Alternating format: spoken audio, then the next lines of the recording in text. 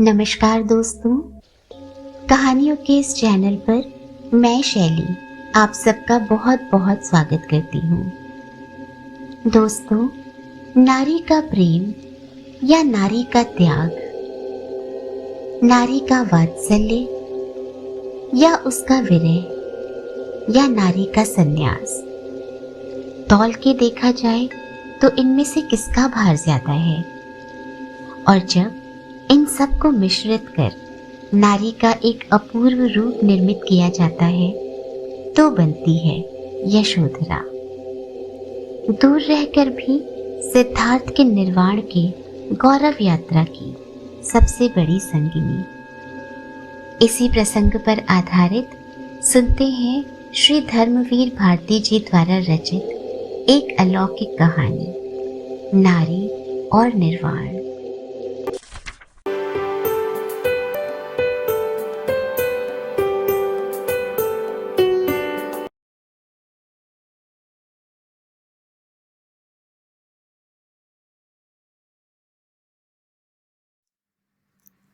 काली भोली पुतलियों को उठाकर पलकों की कोरों से लजाती हुई दृष्टि में यशोधरा ने मना किया।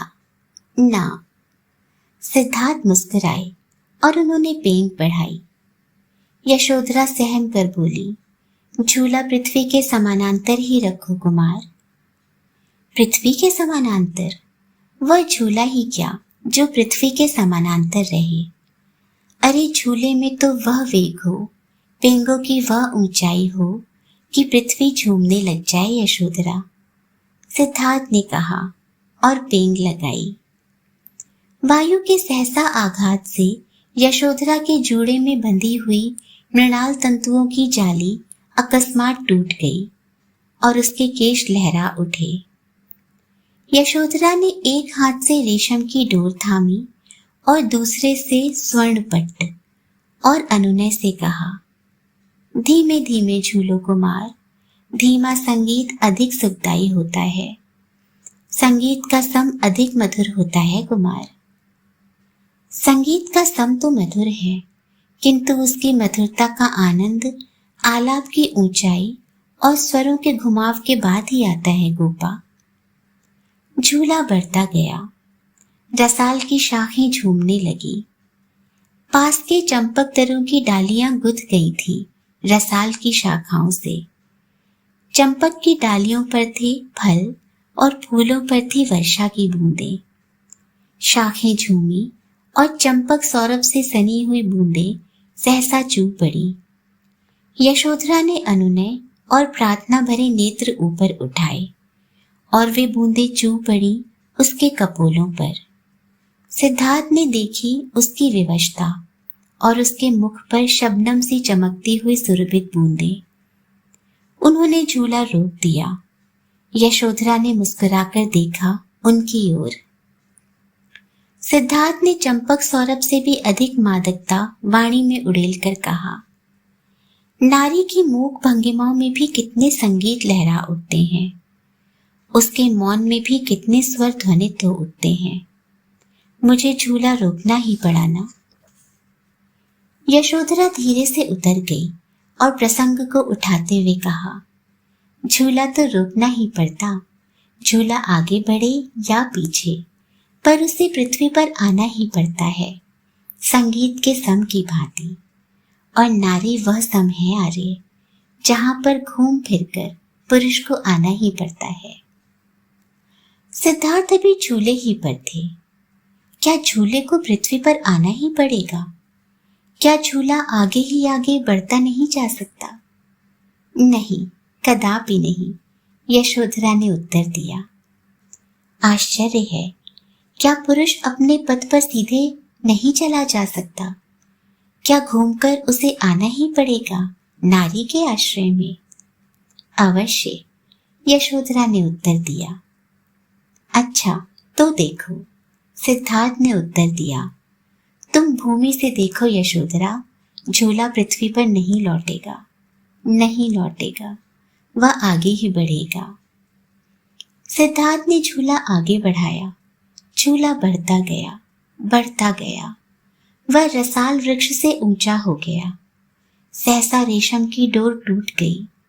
यशोधरा स्तब्ध थी, पर आश्चर्य से उसने देखा कि स्वर्ण पट्ट नीचे नहीं गिरा, ऊपर ही चढ़ता गया। सहसा बरसात की काली घटाएं फट गईं और टूटे तारे के समान सिद्धार्थ उनमें छिप गए। यशोधरा चीख उठी, कुमार!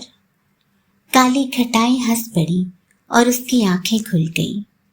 भाल के श्वेत बिंदु उसने पूछे और उखड़े स्वर में बोली, बड़ा विचित्र स्वप्न था। देखूं, आर्य कुशल से तो है। मणिदीप पर ढका हुआ कमल पत्र उसने उठा दिया। कक्ष में धीमी हरितिमा लहरा उठी। उसने मणिदीप उठाया और कुमार के शयन कक्ष की ओर चली। शिशु राहुल ने प्रश्नवाचक दृष्टि से देखा उसकी ओर। यशोधरा ने थपथपा कर कहा, आती हूं लाल, और चली सिद्धार्थ के शयन कक्ष की ओर। अर्धरात्रि बीत चुकी थी। शयन कक्ष के समीप जाकर उसने झांका। शैया शून्य थी। विचित्र आशंका से वह सहम गई। उसने कांपते हुए स्वर से पुकारा, कुमार! आकाश की घटाएं हंस पड़ी।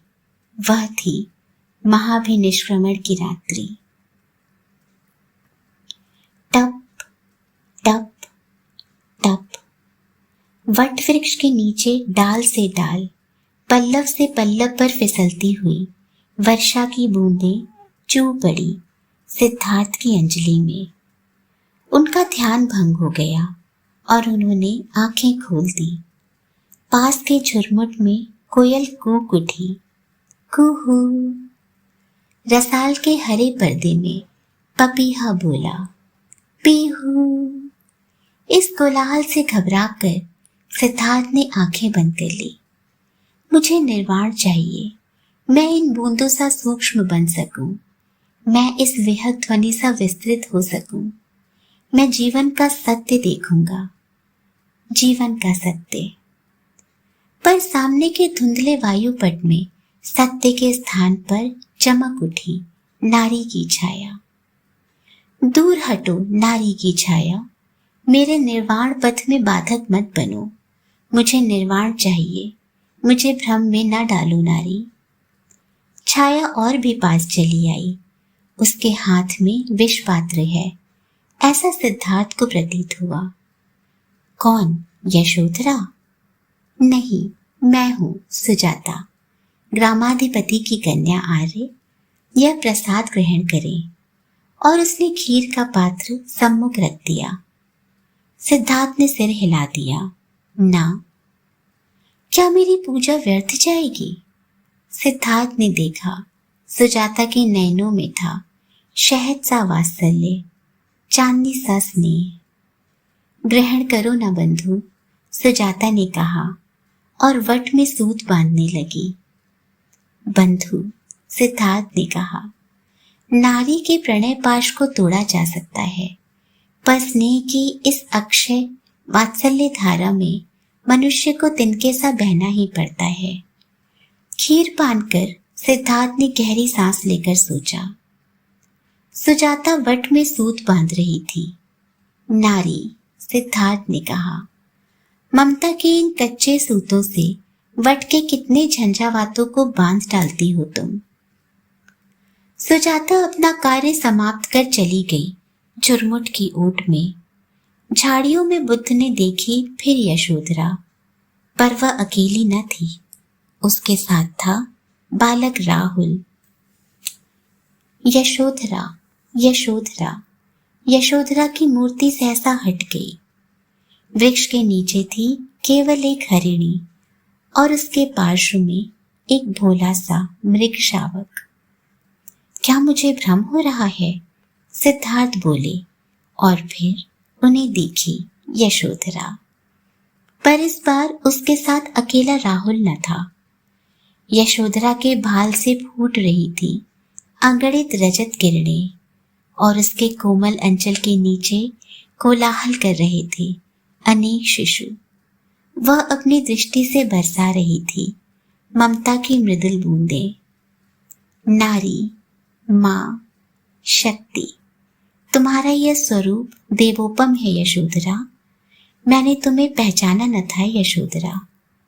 सिद्धार्थ उठकर चले उस ओर, पर उठते ही छाया विलीन हो गई। नीचे रसाल वृक्ष के आंचल में लहरा रहे थे दूर्वा दल और ऊपर पल्लवों से चू रही थी वर्षा की बूंदें। क्या यह स्वप्न था? सिद्धार्थ ने सोचा। नहीं, यथार्थ जीवन से कल्पना का यह स्वप्न सत्य था। नारी का यह स्वरूप, मातृत्व की यह छाया, मैं आज तक इससे अनजान था। नारी, तुम नारी बनकर इस संसार में बहा देती हो प्रेम की धारा, और प्यारे शिशु उसमें जल क्रीड़ा करते हैं। जीवन दुखमय है, पर प्रेम की यह छाया उसमें भर देती है सुख की ज्योति। मुझे निर्वाण नहीं चाहिए, मैं मनुष्य को सुनाऊंगा यह प्रेम का संदेश।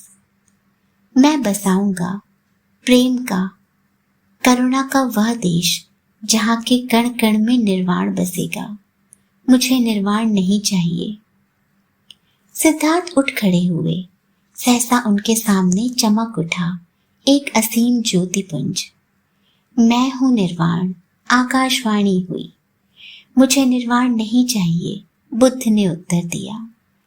मैं तुम्हारे आश्रय में हूं बुद्ध, मुझे निर्वाण नहीं चाहिए। और बुद्ध चल पड़े। बुद्ध, जो मनुष्य संसार को आश्रय देने जा रहा हो, वह मुझे आश्रय नहीं दे सकता। बुद्ध रुक गए, शांत स्वर में बोले, तो निर्वाण मेरे चरणों में शक्ति दे कि मैं द्वार द्वार पर जाकर बजा सकूं करुणा की वंशी, सुना सकूं करुणा का संदेश। और वह ज्योतिपुंज समा गया उनकी नख ज्योति में। पर बुद्ध निर्वाण पाकर भी आकाश की ओर जाने के स्थान पर चल पड़े, पृथ्वी की ओर। सिद्धार्थ थे अब बुद्ध, तथागत, भगवान। संघ की एक विशाल सभा में उपदेश प्रारंभ होने वाला था। सहसा गौतमी ने आकर कहा, देव। बुद्ध ने मुड़कर देखा, माता गौतमी। उन्होंने प्रणाम किया और पूछा, यह तेजस्वी बालक किसका है माता? यह बालक तुम्हारा नहीं, यह यशोधरा का बालक है सिद्धार्थ, गौतमी ने उत्तर दिया। कौन? राहुल? झुककर बुद्ध ने उसके मस्तक को चूमा। इसके भाल पर स्वर्ग की छाया है गौतमी, इसके नयनों में करुणा की डोर है। मैं इसे भिक्षु बनाऊंगा। यह आपकी संपत्ति नहीं है, यह यशोधरा की संपत्ति है आर्य, आनंद ने कहा। बुद्ध बोले, कहाँ है यशोधरा? बुलाओ, मैं उससे आज्ञा ले लूं। वह नहीं आएगी, गौतमी ने उत्तर दिया। पिपासित जलधार के पास जाता है, जलधार पिपासित के पास नहीं जाती। मैं स्वयं चलूंगा, बुद्ध ने उत्तर दिया। अमा की घोर रात्रि में दूर रसाल वृक्ष के उस उपवन में दिन का सा प्रकाश हो रहा था। अपने कक्ष के द्वार पर यशोधरा शून्य दृष्टि से देख रही थी उस ओर। उन्हीं पल्लवों में उलझी है उसके जीवन की ज्योति, जिसने उसके हृदय में इतना अंधेरा भर दिया है। उसने गहरी सांस ली और सामने देखा, बुद्ध। वह चकित रह गई। जल्दी ही गले में आंचल डालकर उसने चरण स्पर्श किया। दोनों ने एक दूसरे को देखा और स्तब्ध रह गए। सहसा बुद्ध ने अनुभव किया कि जैसे उनके हृदय में कोई कुछ बोला। कौन? निर्वाण। हाँ तथागत, मैं तुम्हारी साधना की तीव्रता सहने में असमर्थ हूँ। मैं जाना चाहता हूँ नारी के स्नेह की कोमल छाया में। जाओ, बुद्ध ने उत्तर दिया। जिस समय यशोधरा ने अपना शीश बुद्ध के चरणों पर रखा, उसने अनुभव किया अपने हृदय में झिलमिलाती हुई ज्योति का। मैं निर्वाण हूँ, यशोधरा को बुद्ध की एकमात्र भेंट, ज्योति बोली। यह देवता की भेंट मेरे भाल पर सुशोभित हो, यशोधरा ने कहा। यशोधरा के भाल का सुहाग बिंदु ज्योति से झिलमिला उठा। बुद्ध ने देखा और मुस्कुरा दिए। यशोधरा ने देखा और सचेत हो गई। यशोधरा, मैं तुमसे एक भीख मांगने आया हूं, बुद्ध ने कहा। यशोधरा मुस्कुराई। अंत में स्वर्ग को भी जीतकर झूले को पृथ्वी पर आना पड़ा ना? उसने पूछा। क्या? कैसा झूला? बुद्ध ने पूछा। ओह, मैं भूल गई, वह तो केवल स्वप्न था, यशोधरा ने कहा। जीवन ही स्वप्न है देवी, पर उस स्वप्न ही में तो सत्य है, बुद्ध बोले। मैं भी उस स्वप्न में सत्य का आभास ढूंढ रही हूँ तथागत।